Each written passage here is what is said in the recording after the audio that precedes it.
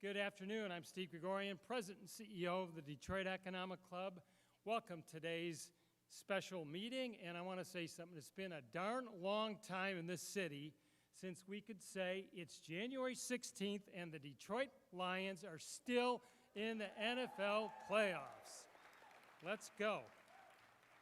And some more important DEC news. We celebrate a big birthday this year, 90 years of incredible speakers of networking. Happy birthday to the Detroit Economic Club.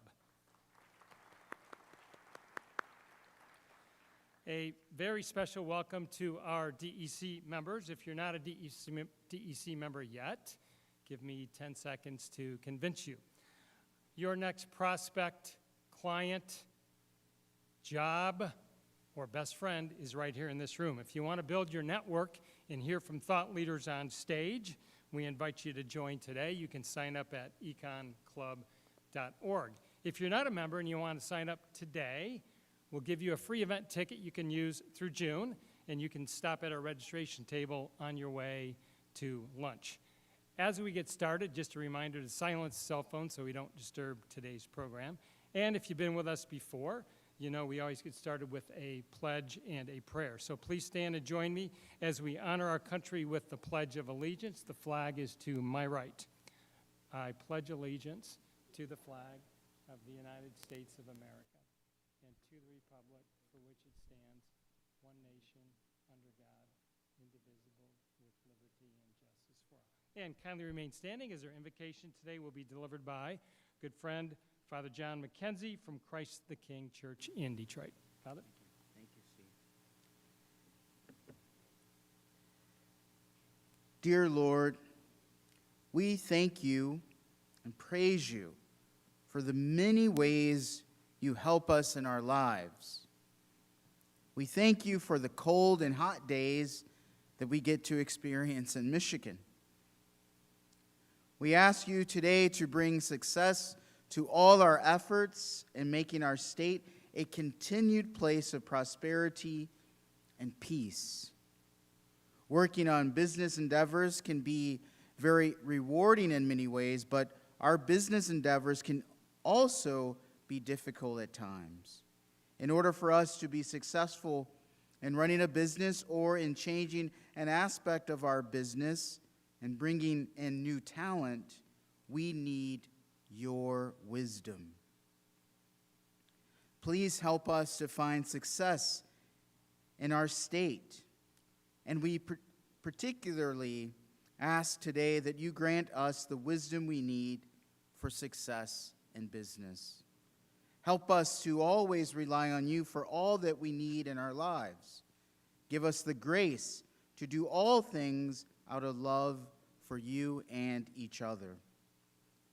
And we especially ask blessings upon Hilary, Quentin, and Gabriel, and all here present today as we strive to make our place of living a place of goodness and joy to live in. Amen.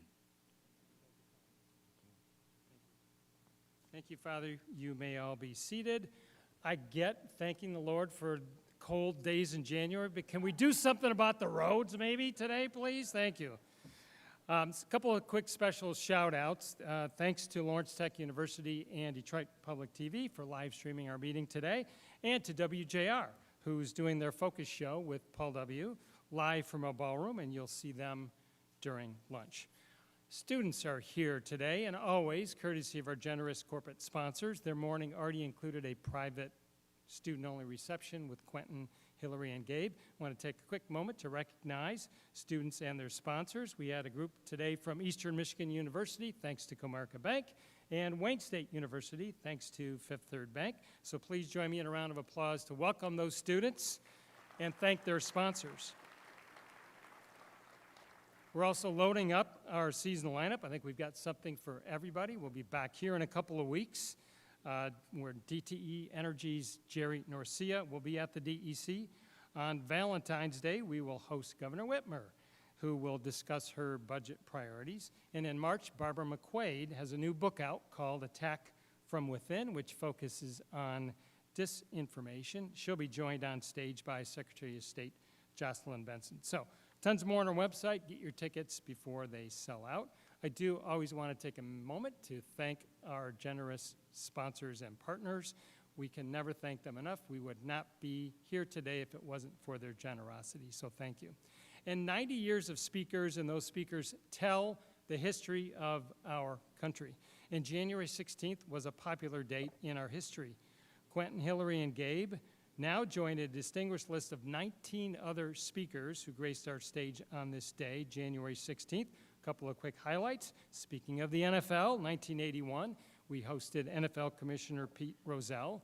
1984, the then chairman of Ford Motor Company, Philip Caldwell. 1996 saw Speaker of the House Newt Gingrich at the DEC.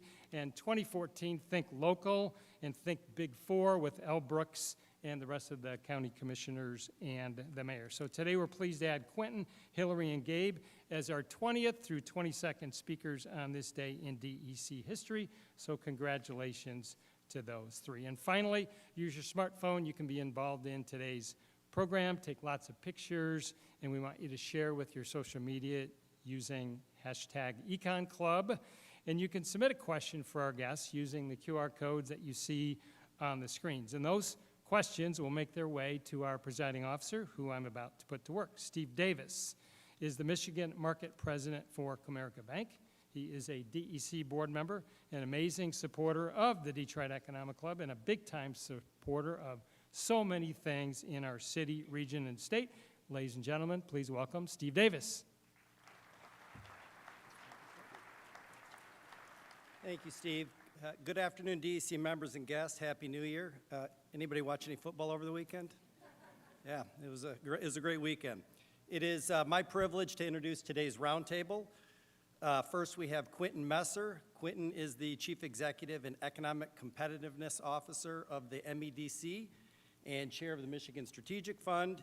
He is charged with executing MEDC's core mission of business development and attraction, community development, providing access to capital, and enhancing Michigan's image and brand with a focus on building a strong and equitable economy for all Michiganders. He received his BA from Princeton and his JD and MBA from Columbia University. Please welcome Quentin.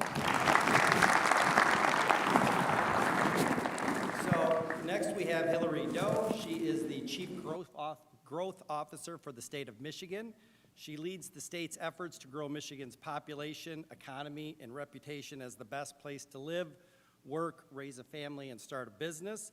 She is a graduate of U of M's Honors College and Ford School of Public Policy. Please welcome Hilary. Next, we have Dr. Gabe Ehrlich. He is the director of U of M's Research Seminar in Quantitative Economics. He oversees forecasts for the U.S. and Michigan economies and presents regularly to the Michigan legislature and governor about Michigan's economic and fiscal prospects. He received his PhD in economics from the University of Michigan. Please welcome him. Thank you. And then last, a name you should all recognize. Our moderator today is a very familiar face. Daniel Howes is senior editor and business columnist at the Detroit News. He holds a bachelor's degree in history from the College of Worcester in Ohio, a master's in international affairs from Columbia University as well. And please give everyone a warm welcome here.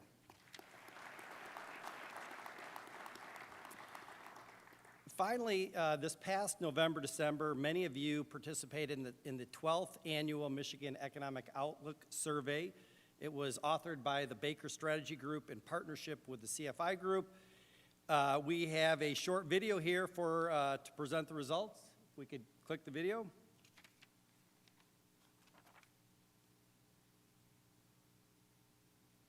We are delighted to present to the Detroit Economic Club the results of the 12th Annual Michigan Economic Outlook Survey.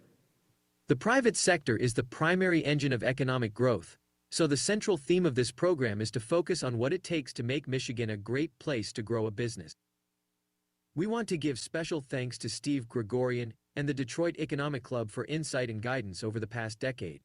Thanks also to Diane Keller, Sherry Petras, David Ham, Don Hart, Jimmy Shao, Brad Smith, and Vicky Amungit. Each year the survey begins the Tuesday after Election Day. This year the survey ran November 14th to December 15th, with results officially released today, January 16th. Michigan's workforce is roughly 76% business, 12% nonprofit, and 12% government, so our respondent demographics generally reflect the workforce. First, let's look at a general sentiment question. We asked respondents to rate their view of 2023, as well as their outlook for 2024. For 2023, answers were fairly evenly split. 38% said extremely negative or somewhat negative, and 36% said extremely positive or somewhat positive. For 2024, we see a slight movement toward a more positive outlook. 30% said extremely negative or somewhat negative, compared to 42% who said extremely positive or somewhat positive. For the following 3 tracking slides, we borrow the approach used by Ann Arbor-based consulting firm CFI Group, co-founder of the American Customer Satisfaction Index. Questions are asked on a 1 to 10 scale for greater measurement precision. Then results are translated to a 0 to 100 scale to generate an index score. These index scores are what we use to report our tracking results. Generally, you want scores to be in the high 70s or low 80s. Let's look at our tracking results. The organization outlook is a tracking measure, where we ask how individuals feel about their own company's economic outlook. Then we aggregate the results to represent Michigan overall. A year ago, the 6-month, 12-month, and 3-year outlooks were all down significantly from the prior year. Today, we see continued 6-month short-term concern, 67, combined with a steady 12-month score, 71, and an improved 3-year outlook, 75. We also track how likely people are to recommend Michigan as a great place to grow a business. Recommending Michigan as a great place to grow a business fell in 2021, and after an up year and down year, has settled back at 71. A great state for business could mean any number of things: attractive tax rates, excellent living conditions, a vibrant economy, effective local and state government, an abundant workforce, collaboration opportunities, and more. Over the years, however, we have highlighted 5 measures that seem to correlate well with the organization outlook measure. A great state for families, a great state for young professionals, a business-friendly environment, a vibrant economy, and a sense that we're headed in the right direction. All scores except one show a mild uptick in optimism. Michigan continues to score low as being business-friendly, with a strong, vibrant economy and on the right track, though scores are up slightly from last year. Meanwhile, Michigan as a great place for young professionals continues to slip and remains a bit of a challenge. The 2024 Michigan Economic Outlook Survey shows some continued concern in the first half of 2024 that appears to improve somewhat later this year and into the next few years. Now, we turn it over to Daniel Howes and our esteemed panel. So what's your reaction to the findings? It strikes me that this is a little downbeat near term. Gabe?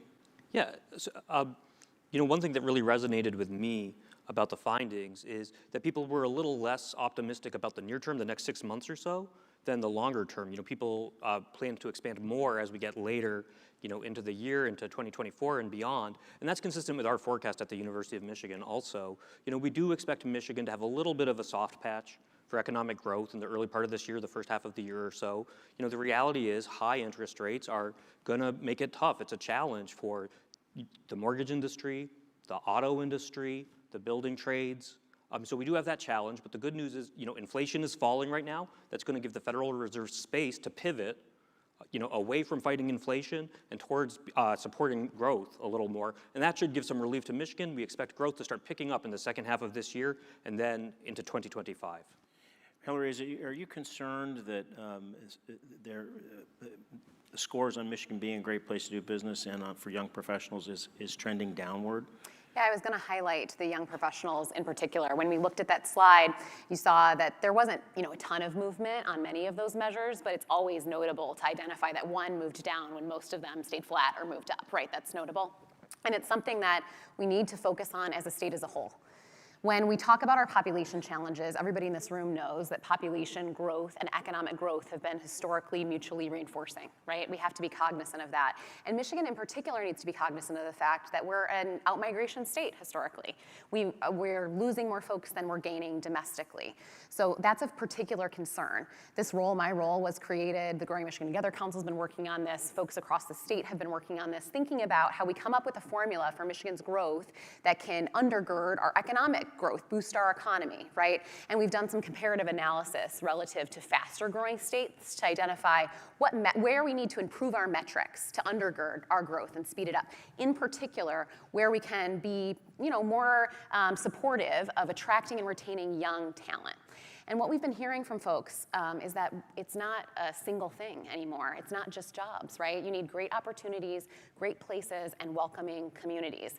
I could go into the details, but in particular, when we looked at Michigan in comparison to faster growing states, those faster growing states had 3 things in common. They had higher median incomes and faster growing median incomes. They had higher BA attainment, and they had walkable, transit-rich places that were driving their growth. So when we think about our long-term growth and our long-term policy recommendations, we're paying particular attention to how to boost those metrics. Well, I think in my own experience, I think Yeah. younger people are doing it totally opposite of what we did in my generation. When I was coming up, we all went to where the job was. I mean, my first job was in East Tennessee, where as soon as I opened my mouth, people knew I wasn't from around there. But I just went for the job. But my daughter and her husband's friends are moving to places because they want to live there and be by other people and their friends, and they'll look for jobs later. So I think they're looking more at the quality of life issues that you're talking about, Yeah. and less at where do I get the next job. Place matters, that package matters, right? And I think, cost of living and keeping costs low is critical as part of the formula. It's one thing that we have to offer, but it's not sufficient by itself. We really have to have that quality of place, that great opportunity along with, that cost of living. What kind of challenges is that for business recruitment? Go Lions. I mean, that's first of all, let's take care of that. Look, I think that Hilary points up something that, and it does connect. I'm a huge sports person, so you're going to see a number of sports hats. She points up something that I think does translate to business investment. It's about energy. Mm-hmm. People go to places, the men and women in this audience are testimonials, where they see momentum. Right. And I do think that we have to be very careful about, and I've said this and I will say it again, how we speak about ourselves, how we speak about it, because young people seize upon that. If you are, at the dinner table and your young daughter, son, niece, nephew sort of says, hey, I'm thinking about moving to Flint, or I'm thinking about moving to Grand Rapids, or moving to Saginaw, or moving to Escanaba, and you're like, what was that about? Then that's going to lead to doubt. And I think that there are places, I'm old enough to remember that some of the places that are buzzy right now were not buzzy 20 years ago.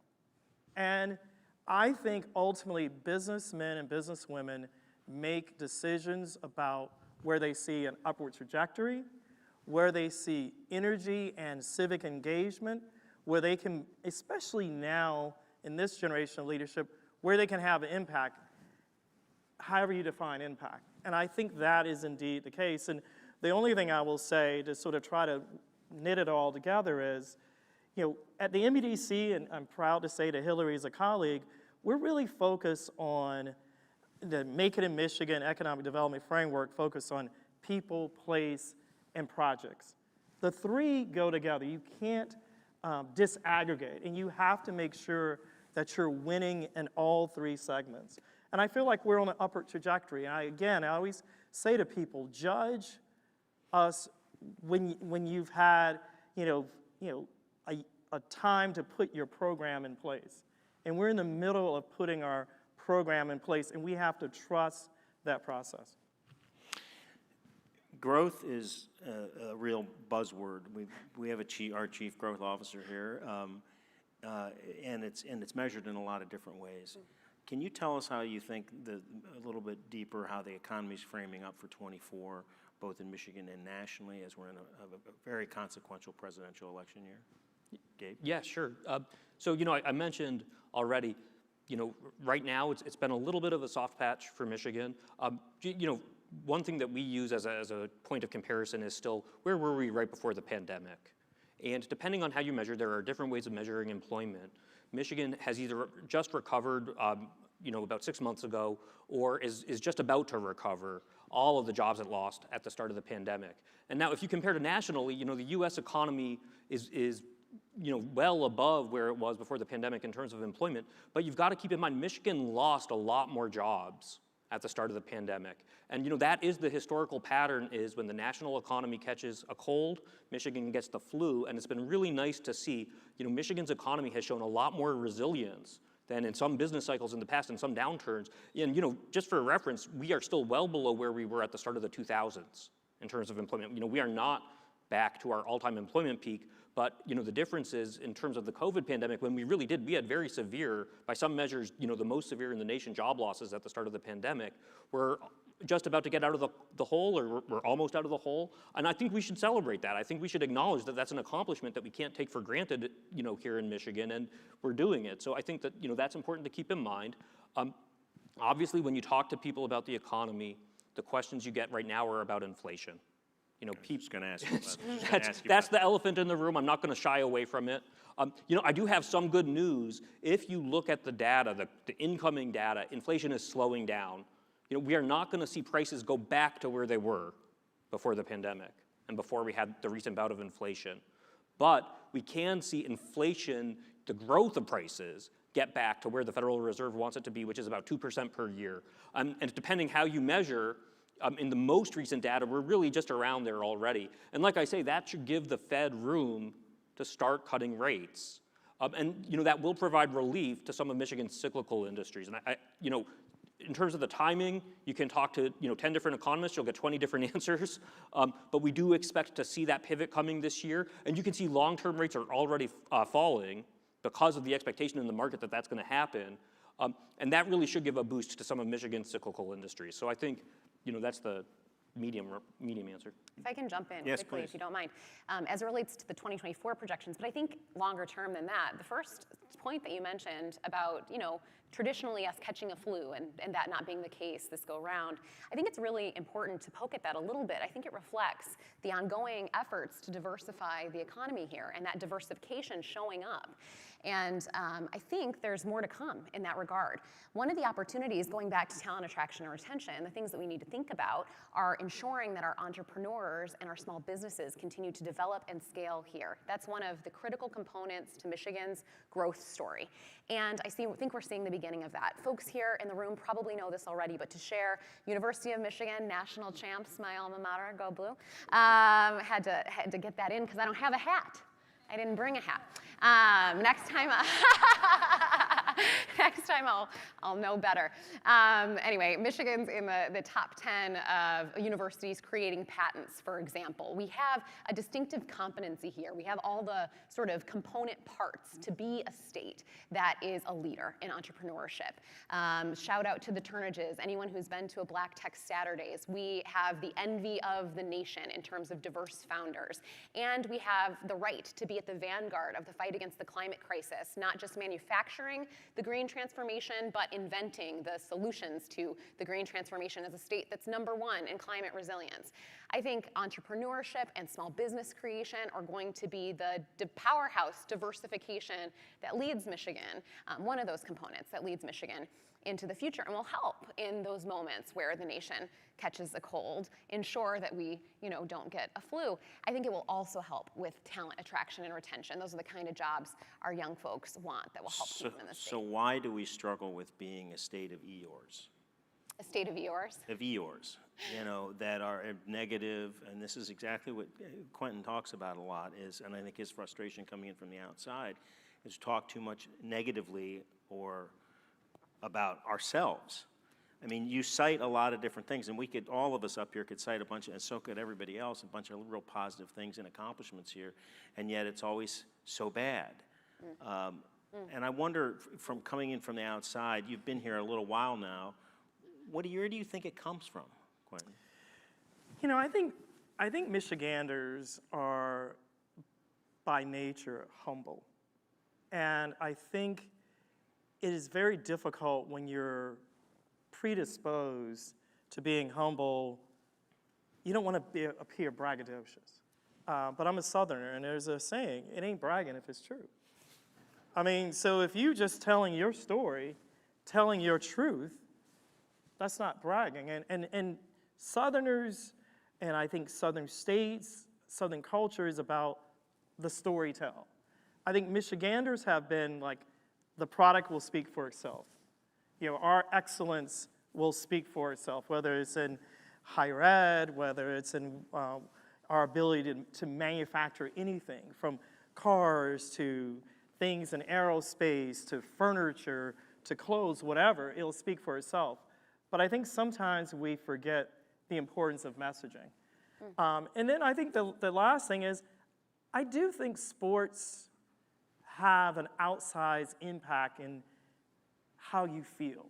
I mean, Detroit is electric right now because of the line. Oh, yeah. I mean, and you know, I think that's tangible. And I think people begin to say, aha, we trusted the process. Yes, we endured a lot, but we understand the importance of leadership. We understand, you know, having a Dan Campbell, having, you know, Brad Holmes as a GM, and trusting that process. And I think that in our body politic, because we're on cycles, because of the work that Hilary doing, has a longer lead time. I mean, it's harder because people think there's a silver bullet out there. But I think if, you know, coming from the South, I grew up in Florida, I moved up from Louisiana, I think there's a belief in the grind of the process. And it's just a belief that you're going to win. There's just a belief that, yeah, we're going to win. May not be this season, but we're going to win. And so I, you know, without putting the entire state on a couch, I think that's what I would say. Hilary, would you agree with that? Well, I'm the wrong person to ask because I have a picture of Michigan tattooed on my arm in terms of humility of Michiganders, I suppose. But, oh no, we had a word arm change. You're really rubbing it in. That's a new one. I've never seen that one. Yeah, it's monochrome. Very, monochrome. Very understated, just like you. I would agree. I guess I would build on that a little bit. So, you know, as part of this work, when we said, hey, we're going to take on growth, and we really want to make sure we're building a value prop here that works for young folks in our state, it felt like the place to start was listening. And so we did a lot of public engagements. We did over 80 events in about 2.5 months. We went all over the state and did a lot of listening, especially with young folks, college students, high school swings, what have you. And I'll tell you, the stories that stick to your ribs are those stories with young people. And in so many instances, they were glowing, you know, things that they love about Michigan. So I don't want to discount that. But in too many instances, you'd be on the west side of the state and have someone say to you, you know, I love natural beauty, so I'm thinking about moving to Colorado. Or, you know, somebody downriver say, maybe I'll move to New York because I want to live in a city. And I just drove there from Detroit. It took me 15 minutes, you know? Right. And so in those moments, I think, sure, there's not a silver bullet. Sure, some of these policy changes take a long time. That's the product improvement. But we have an opportunity right now, in the short term, to lead with more storytelling and exposure and, you know, tell the truth about what already is. We need to back up that storytelling with, you know, continuous improvement of the place that we love. But we can also do a better job exposing our young folks to what already is. I had the privilege of living in Chicago and LA and DC and New York before I found my way home. And I didn't come home for nostalgia. I came home because I was betting on the future, and it's the best place to raise my family. You know, I think we can do a better job at that, and I think we intend to. You walked right into my next point. The governor's Growing Michigan Together Council report says this: Michigan's greatest strength is its people, and we are losing them. Today, Michigan is 49th out of 50th in terms of population growth. We're failing to prepare our people for the jobs of the future, failing to ensure Michigan is the place current and future Michiganders want to call home. The stakes, it concludes, have never been higher. Why? Why is that so important? That's a question for Gabe, right?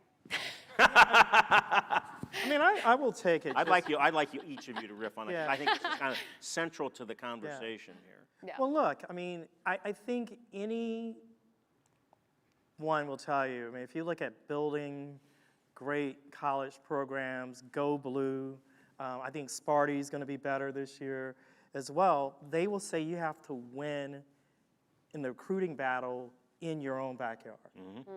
And I think that's why it's so critically important, the work that Hilary and her team, and it's not just Hilary, it's the entire whole of government at the state level, and I think at the local and regional levels as well, because all of us understand that collectively we have to come together, because if the people who know us the best and know us the longest say, you know what, I'm gonna take a pass, then it's gonna be harder for those, you know, who you're trying to encourage, who may not know us, or may know us only, you know, passing or have a dated perception. So I think that's why the work is critically important. And the last thing I'll say is, it's okay to hold two things in tension. You can be relentlessly critical, but also eternally optimistic about a place. Oh, absolutely. That's right. And I think sometimes we struggle with that. You can be both. You don't have to just be, you know, Isn't that sort how of you get better? Yes. I think right. But I think sometimes we grapple with that. Like you know, there's some people who are Teflon. There's some people who are Velcro, and sometimes I think we kind of are Velcro. Like the criticism just sticks, and we like wallow in it and, you know, gnash in it. Whereas, you know, other states, like, I'll mention Texas. I just read this article. Like, we are all here, we have electric power, most people have power in their homes. We're good, right? 10 degrees. Texas is freaking out. What is it, 20 degrees there? And they're asking them to ration power. And they're asking to ration power. But would that ever stop a Texan from encountering you on a flight and saying, by the grace of God, you should get to Texas? Think about that for a moment. There is something to be said about just the power of just relentlessly thinking you're going to win. Yeah. It's a thing. Yeah. And young people seize on that, by the way. Yeah. Sorry, go ahead. No, don't be sorry. I think that's right. I mean, I think the question was sort of, you know, how did we get here? And I think that's part of the answer, right? That you can both love a place and stand for it, I think, as the kids say. And also, if you love a place, look it straight in the face and be honest about the challenge. And I think the reason that the report is so blunt in reading that way is what the council wanted to underscore was the truth in an unvarnished, critical sense, so that we can get the kind of consensus support for the solutions that are going to be required to move the needle. It will require long-term commitment that outlasts any gubernatorial administration. It will require consensus from all different regions across our state. It will require support from Republicans and Democrats. And I think I'll tell you, the encouragement that I have is that when I'm in red counties or blue counties, I'm feeling that. I was just in Bay County at Bay County Chamber. The vast majority of folks in that room, I'm sure, were Republicans. And after I finished talking, we talked about the recommendations. I was there for over an hour, a long line of folks supporting, saying we need this. Locals have been the tip of the spear experiencing the pain of population declines. Folks see less foot traffic in their communities. They've seen declining enrollments. You know, there's no, I guess in my lived experience, there's been no issue where there's more consensus. So what are the three biggest barriers to growing the population, and where would you rank public apathy, political polarization, and a graying population? Well, the two trends that are, contributing to our population, declines or stagnation, and, Gabe can speak to this, are domestic outmigration and the fact that we're aging more quickly than our neighbors. But in terms of what can turn it around, the only 3 things in the independent study that we commissioned that all of our sort of faster growing peers had in common. There's a lot they don't have in common, by the way. Different weather, different structures, what have you. The 3 things they had in common were that median income growth, that BA attainment, and those walkable, transit-rich community centers that are growing, are sort of their population growth centers. And so we're really focused in the recommendations on trying to push on changing those things because we think that they will help that domestic net migration, will retain those younger folks, and that will help us reverse that aging population. That's really where the emphasis of those long-term policy recommendations are. In the short term, you do the messaging work. You keep folks on board. I don't know if we have a consensus issue on the ground. I didn't know when I started this job that we would have a citizen movement around it. I didn't know how salient the issue would be, but my experience is that it's extremely salient. We weren't twisting any arms to get folks in rooms across the state. We had over 60 organizations raise their hand and ask to host us, to bring their constituents out. I think folks across the state have been waiting for us. They've felt and experienced this pain. They've been waiting for us to say, let's solve these big problems. I think, where we might have those challenges is, in Lansing. So I think what's incumbent on us now is to say, we've built consensus. We've had thousands and thousands of folks across the state say it's time. We've issued this, commissioned this independent report. The business community is with us. We've had hundreds of folks in work groups and in, consensus built from 19 out of 20 folks in a bipartisan, council. Let's get it done. And I think Michiganders want us to get to work.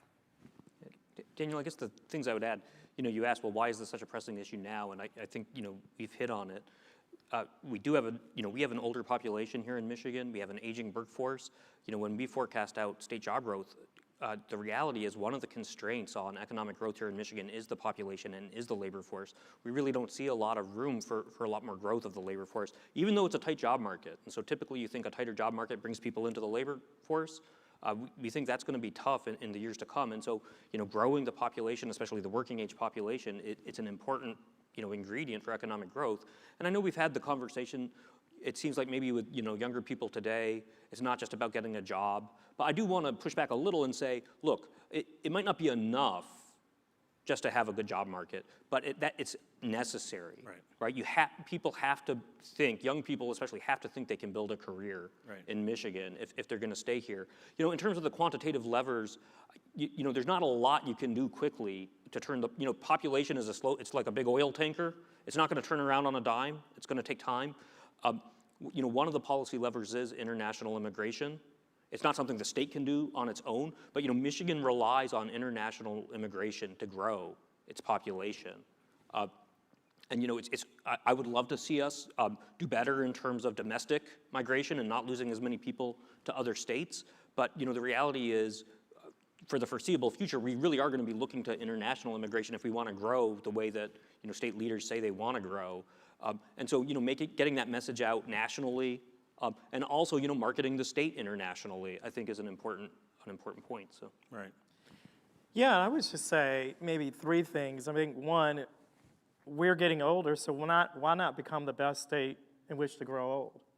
Why not become the #1 state, for post-65 and really create an entire industry, wellness industry, or elder care, or active seniors industry, whatever that might look like.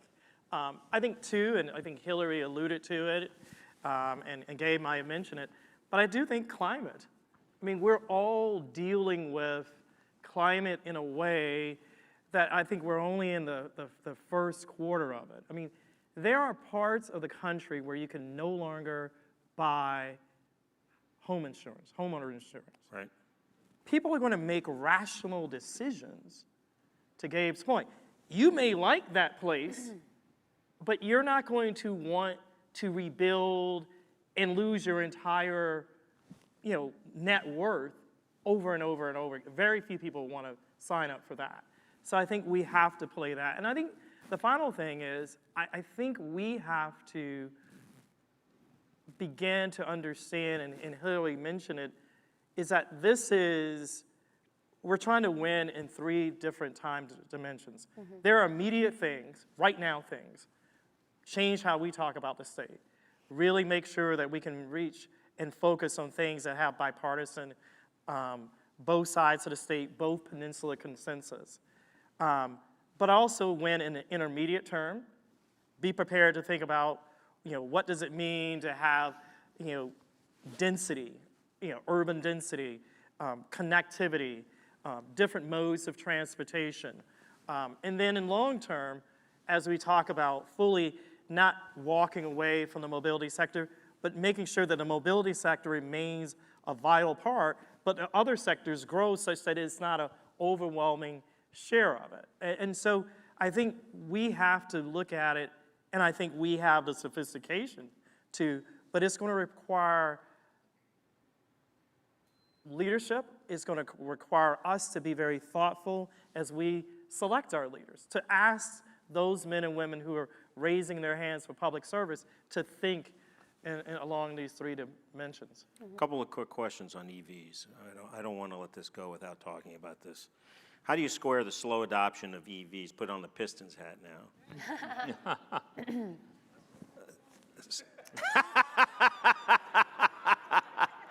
Trust the process. They're going to be okay. Process. They're going to be okay. Keep getting those. Depends on who's running the process.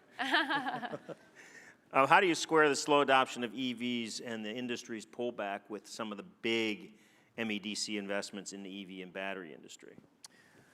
Well, look, I think there are a couple of things. One is EV sales growth continues. It's just not, it did not continue as people anticipated. At the same rate, right? At the same rate. And again, our response was to respond to federal industrial policy. You had the Inflation Reduction Act, you have the CHIPS Act, you have the Infrastructure Jobs and Training Act. Those are your tax dollars going to Washington that basically says, okay, 50 states, go after it. And we have to win. Still today, 1 out of 5 Michiganders works in the automotive passenger vehicle sector. So we have to be able to respond to that, and I'm guardedly optimistic we will continue to. The second thing I think that sometimes people forget, and it's harder to conceptualize or articulate briefly, but I'll try to, is the ingenuity, the creativity, the problem solving that's required in the mobility sector has positive externality in other industries. You bring smart people who bring their life partners, and they come and create this thing, this ethos, right? And I think that that's why I'm so optimistic with our ability to focus not just on mobility, but mobility innovation. I mean, I just came back from CES with the Lieutenant Governor and our Chief Mobility Officer, Justine Johnson, and others on our team, and it was amazing. It was 70%, as you know, Daniel, because you know the sector incredibly well, mobility. Yep. It is who we are. Yep. So there's no need to run away from it. Yes, we have to be thoughtful. We can't be overweighted. We have to make sure that we have performance-based incentive agreements. We need to make sure that we, as Hilary said, develop the other ends of the stool. But I'm excited. I am bullish, and I like the hand we have. As Gabe and Hilary have mentioned, we got to play better every day. But I like the fundamentals that we have here. And yet we have a couple of, and I'll close on this, and I want your reaction, some very high-level projects that have gotten some very vocal pushback in Marshall and in Big Rapids. I've been covering this sector, to your point, for 25 years in various guises around the world, and I don't think I've ever seen something as organized, particularly in Michigan, as the opposition to two very important battery projects in the state. Yeah, no, you're right. I mean, I could go on for hours, but I won't. Let me say just 3 quick points. I do think the opposition is not just in Michigan. If you look at the Goshen project in Illinois, if you look at some of the projects down even in Georgia, you're beginning to see, because I think people have lost the power of or. I mean, the power of and. I think there is this feeling like you're going to trample over our lifestyle, and you really can do both. I think the second thing I would say is you can always get better, and I think what's hard for people to understand is people have a very high pain threshold. I think people have gotten used to out-migration from some of these communities, and they may not believe that even if you bring these opportunities, that young people can stay. And so you have to continue to prove that to people. And I think the last thing is, and I would say me, because it's ultimately on me, have to explain to people why you have to go with greenfield growth. Because some people say, well, why don't you just go and use the brownfields? Well, speed to market, and it's the same reason why a lot of people like new construction for their home rather than moving to a pre-owned home. Because people want their own stuff set to their own specifications. Right, and that's the key issue for battery and EV plants. Absolutely. Thank you all, we're out of time. Thank you. Thank you. Yeah.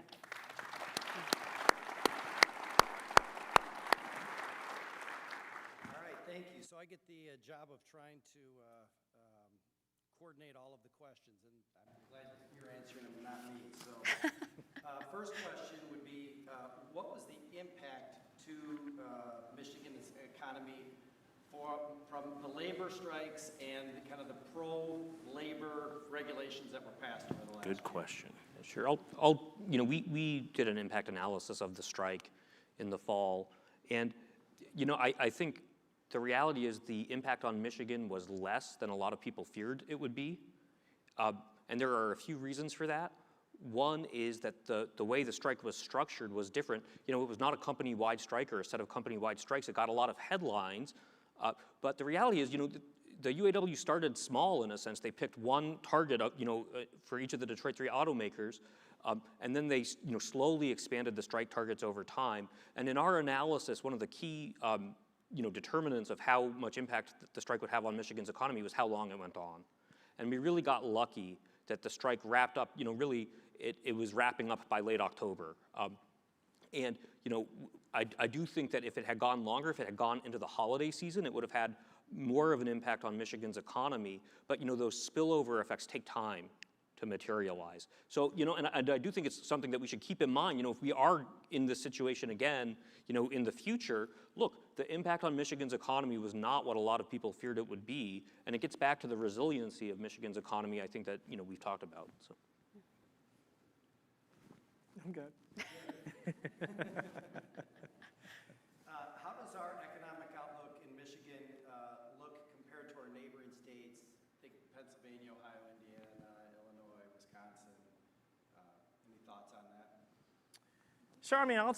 I'll take a swing at it. I think that we should feel very good that in that competitive set, and I would argue across a lot of competitive sets, we have such a diversified economy. Doesn't mean that we can't make sure that the pizza slices grow larger, but the fact that we are a state that, as Senator Sabinow says, makes things and grows things. So from agribusiness to tourism and hospitality to life sciences to professional services to insurance tech to fintech. I haven't even talked about the automotive sector. Semiconductors, clean tech, defense, we have such a diversified set of real industries that a lot of our peers do not have. And I also think that, while there is a lot of work that needs to be done in our education sector, our higher ed universities, both public and private, on both peninsulas, are incredible assets that very few states, and I will hold ours up against those that you mentioned, can compete. And I think that's why I say I like our hand. That doesn't mean that we don't have challenges, but I'd rather have our cards than those other states' cards. And we've gotten to work, I would say. We have that first mover advantage as well, because we have the whole region has a lot of similar challenges, but I do think we're a bit more diversified and we've gotten to work a little bit earlier. So some similar challenges, but we have that first step. Great. Consumer attitudes towards the economy have remained fairly subdued, more consistent with a recession than what's going on right now. Any Yeah, I'll give you my answer. So, the University of Michigan, some of my colleagues, not my own group, produces, a very well-respected survey of consumer sentiment. And we had Joanne Shu, who's the director of that survey, at my group's conference in November, and she talked on this. And I think the reality is there is a little bit of a puzzle there, because a lot of the hard economic data is pretty positive and pretty solid. You hear people talk about the vibe session, and people will say, well, it's about vibes. People will point to politics. People's perceptions of the economy have started to diverge by political orientation. But for me, just looking at Michigan, a measure that we construct, we call it real disposable per capita income. And it's basically taking people's incomes, personal income here in Michigan. You adjust for inflation, you adjust for taxes. And the reality is that we've basically been treading water on that metric since about 2019. 2023, we expect when we have all of the data, will look a little better. But as of 2022, the high inflation, as we were coming out of the pandemic, just really took away all of the gains we had seen earlier on. And so, I do think when you look at a period of several years where you've seen really minimal growth, or if any, in living standards, it stands to reason that people are going to be pretty sour, even though, by a lot of metrics, by unemployment, by job growth, the economy is positive. So that's my interpretation. Can I ask Gabe a question? Is that allowed in this session? Uh-oh. Is this just really ask Gabe questions? Since I know that folks, their own cost of living is so impacted by housing, being 90% of their cost of living or what have you, and housing, I know, has become more expensive, and frankly, because of interest rates and things like that. One sort of armchair theory that I have here, obviously as inflation continues to improve, I think folks will be more bullish about the economy. I think we're beginning to see some of that improvement, so I hope that will improve in terms of consumer sentiment.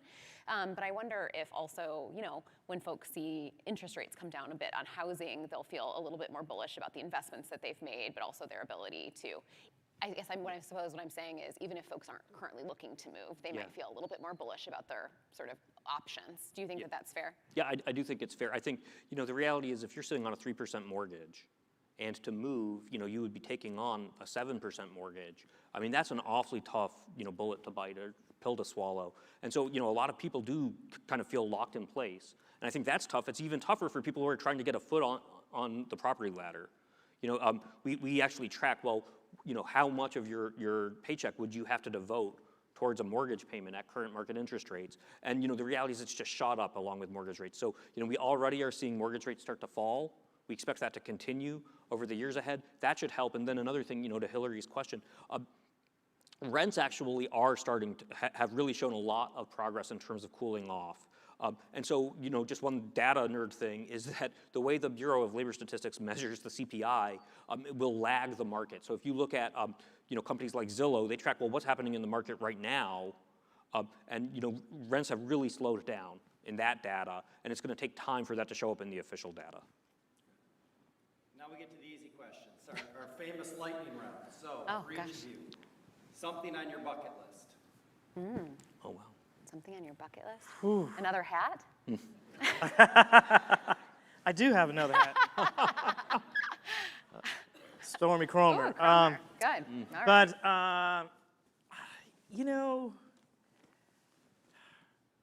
I want to, and I've got a colleague in the audience who will know, who understand this. I want to ride a motorcycle cross country. Cool. I don't even want to ride a motorcycle down the driveway, so you can have that one. Your Cromer gave me an out here. I actually really want to go to the dog sled race in the UP, and maybe I'll get a shot at it this year if it goes this year, so I'm rooting for it. That's great. Similar to Quentin, a little different. I want to bike around the Great Lakes. So I've biked around part of Lake Superior. Didn't get all the way. But. Oh, great. What did you want to be when you were growing up? I wanted to be a pro football player. I wanted to go to the University of Georgia and play safety for Vince Dooley. Cool. I wanted to be an architect. I kind of still do. We'll see if it happens. I guess I was always an argumentative kid, so I always thought I would be a lawyer, but economist is close, I guess. Still got to argue. I'm glad none of you said anything. I'll argue with you, Gabe. You were very Spencer's Gifts. Spencer's. No kidding. Yes. Yeah, Spencer's Gifts. Yes.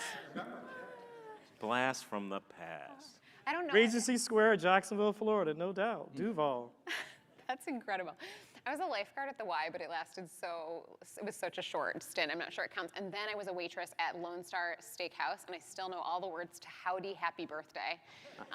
That's great. So ask me anytime. So I grew up in the DC suburbs, so it's lots of government jobs there. And I was basically an office gopher at the Substance Abuse and Mental Health Services Administration, so not as exciting. That's very bougie relative Yeah. to our job. Look, it's a Maryland thing. You gotta. That's cool. Is there a karaoke song that you can name? Oh, God. Purple Rain by Prince. Oh, good one. That's a great song. Mine's much more lowbrow. I can do Katy Perry Firework. I like Girl, You'll Be a Woman Soon by Neil Diamond. Oh, Neil Diamond. And last, for all of you, advice to your 25-year-old self. Oh, wow. Take more risks. Forgive yourself for getting it wrong. And realize that everybody's a critic. You have to be your biggest fan. That's great advice. I was going to make a joke and say wear tights when it's -13. But I will say, to listen to feedback and take it on and get better. But especially for the ladies in the room, I would say to my 25-year-old self, some of that feedback's just not about you. And that would have helped me. I guess when I was 25, it would have been about this time of year. I was choosing where to go for graduate school. I was looking at a few places. I ended up coming to the University of Michigan. Just to echo Quentin and Hilary, go blue. And I met my wife there and have built a great career. So I'd say come to Michigan, and then the other thing is just to follow your passion. Oh yeah, I should have told everyone come to Michigan. Yeah, That's what I would say. There you go. To any 25-year-old. Thank you. I'm going to turn it back over to Steve now. Thank you. Thank you.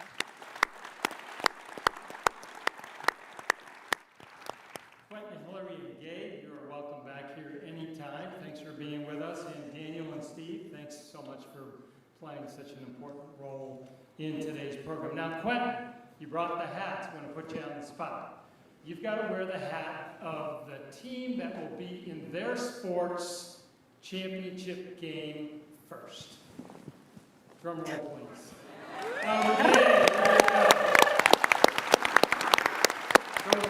Ladies and gentlemen, we invite you to network with everybody here at a strolling lunch in the ballroom, right outside the doors there.